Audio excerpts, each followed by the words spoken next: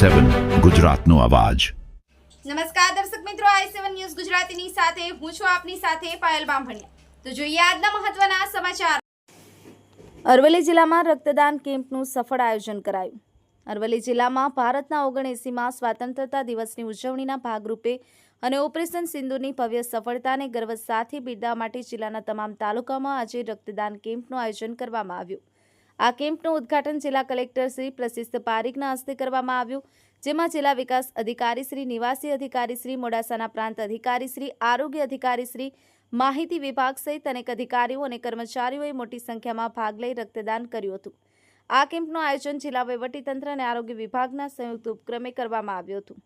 અરવલ્લી જિલ્લામાં 79માં સ્વતંત્રતા દિવસની પૂર્વ સંધ્યાએ રક્તદાન કેમ્પનું ભવ્ય આયોજન કરવામાં આવ્યું। જિલ્લા વહીવટીતંત્ર અને આરોગ્ય વિભાગના સહયોગથી યોજાયેલા કેમ્પમાં તમામ તાલુકાઓમાં સ્વૈચ્છિક રક્તદાન દ્વારા 230 યુનિટ રક્ત એકત્રિત થયું। આ ઉપરાંત 12 ઓગસ્ટે આંબેડકર ભવન શિક્ષણ ખાતે 126 યુનિટ અને 13 ઓગસ્ટે માલપુર જાયન્ટ્સ ગ્રુપ ખાતે 36 યુનિટ રક્ત એકત્રિત થયું હતું। આ કેમ્પ અરવલ્લી જિલ્લાના તમામ તાલુકાઓ મોડાસા, મેઘરજ, ભિલોડા, ધનસુરા, માલપુર અને બાયડમાં યોજાયા હતા। આ કેમ્પમાં મોટી સંખ્યામાં સ્થાનિક નાગરિકો, યુવાનો, સામાજિક સંસ્થાઓના સભ્યો અને સરકારી કર્મચારીઓ ઉત્સાહપૂર્વક ભાગ લીધો હતો।